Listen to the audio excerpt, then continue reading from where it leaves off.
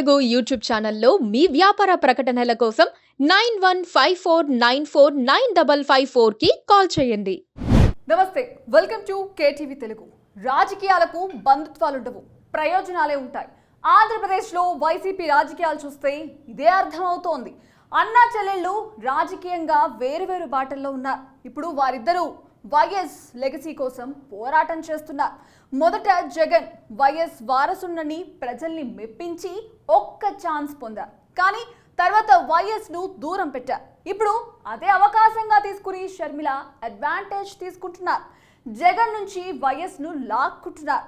జగన్ ఏం చేయని పరిస్థితుల్లో పడిపోయారు. రాజకీయాల్లో సెంటిమెంట్కి ఉన్న బలమేంటో జగన్ నిరూపించారు. వైఎస్ అకాల మరణం తర్వాత ఆ సానుభూతిని ఆయన ఏళ్ల తరబడి లైవ్లో ఉంచుకున్నారు. వైఎస్ రాజశేఖర రెడ్డి బిడ్డని అని చెప్పుకునేందుకు సినిమాలు కూడా తీశారు. కానీ అధికారం వచ్చిన తర్వాత వైఎస్ను పట్టించుకోలేదు. మెల్లగా అన్నిటికీ తన పేర్లే పెట్టుకోవడం ప్రారంభించారు. ఇదే ఛాన్స్గా తీసుకుని ఆంధ్రప్రదేశ్ కాంగ్రెస్ పార్టీ అధ్యక్షురాలు షర్మిల ఏపీలో పార్టీని బలోపేతం చేసేందుకు భిన్నమైన వ్యూహాలను అమలు చేస్తున్నారు. తెలుగు రాష్ట్రాల్లో కాంగ్రెస్కు ఐకాన్గా ఉన్న వైఎస్ రాజశేఖర రెడ్డి ఇమేజ్ను పూర్తిగా పార్టీకి ప్లస్ అయ్యేలా చేసుకోవడానికి భిన్నమైన ప్లాన్లతో ముందడుగు వేస్తున్నారు. వైఎస్ చనిపోయిన తర్వాత జగన్ వైసీపీని ప్రారంభించారు. వైఎస్ అభిమానులతో పాటు కాంగ్రెస్ క్యాడర్ అంతా జగన్ వెంట నడిచారు. అసలైన కాంగ్రెస్ అదే అన్నట్లుగా ఎంతకాలం రాజకీయం నడిచింది. అయితే ఇప్పుడు షర్మిల దాన్ని మార్చాలని డిసైడ్ అయ్యారు. వైఎస్ రాజశేఖర రెడ్డి బతుకున్నంతకాలం కాంగ్రెస్ వాది అని, కాంగ్రెస్ వల్లే ఆయనకు ప్రజలకు సేవ చేసే అవకాశం వచ్చిందని చెబుతున్నారు. గాంధీ కుటుంబానికి విధేయుడని, రాహుల్ని ప్రధాని చేయాలి అన్నది ఆయన చివరి కోరికని చెబుతున్నారు. ఇటీవల వైసీపీ వైఎస్ ఇమేజ్పై ఆధారపడడం తగ్గించుకోవడం ప్రారంభించింది. జగన్కే ప్రాధాన్యం ఇస్తూ వస్తున్నారు. ఈ పరిణామాన్ని కూడా పూర్తి స్థాయిలో వినియోగించుకోవాలని షర్మిల డిసైడ్ అయ్యారు. వైఎస్ రాజశేఖర రెడ్డి 75వ జయంతిని కాంగ్రెస్ పార్టీ తరఫున విజయవాడలో అత్యంత భారీగా నిర్వహించడానికి ఏర్పాట్లు చేసుకున్నారు.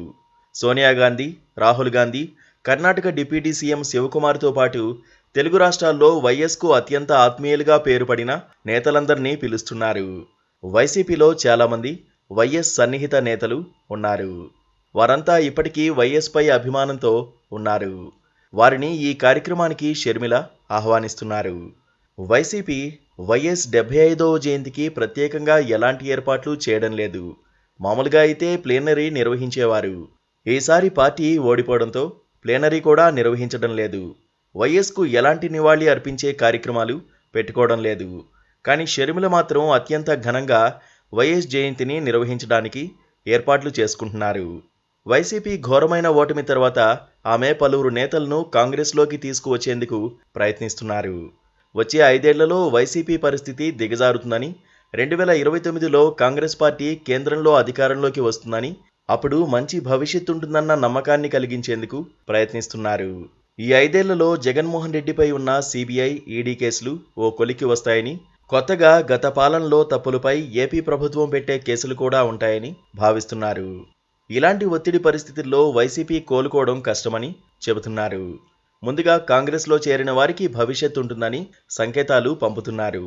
తెలంగాణలో, కర్ణాటకలో కాంగ్రెస్ ప్రభుత్వాలు ఉండడంతో వారి మద్దతు తీసుకుని షర్మిల ఏపీని బలోపేతం చేసేందుకు తీవ్ర ప్రయత్నాలు చేస్తున్నారు. వైసీపీ నేతలపై ఆకర్షు ప్రయోగించడంలో తెలంగాణ, కర్ణాటక కాంగ్రెస్ నేతలు సహకరించే అవకాశం ఉంది. ఎన్నికలకు ముందు వైసీపీ తరపున టికెట్ రానివారు కాంగ్రెస్ పార్టీలో చేరి పోటీ చేశారు. వారి చేరిక వెనుక బలమైన లాబియింగ్ ఉందని, అదే ముందు కొనసాగుతుందని భావిస్తున్నారు.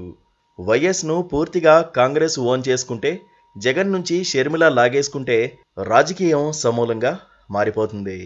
జగన్ కు ప్రత్యేకమైన ఇమేజ్ లేదు. 5 ఏళ్ల పాలనలో ఆయన నెగిటివ్ ఇమేజ్ తెచ్చుకున్నా. తాను మంచే చేశాననే భ్రమలో వైఎస్ ను కూడా ఆయన షర్మిలకు వదిలేసుకుంటే రాజకీయంగా మరిన్ని క్లిష్ట పరిస్థితులు జగన్ ఎదుర్కొనే అవకాశం ఉంది.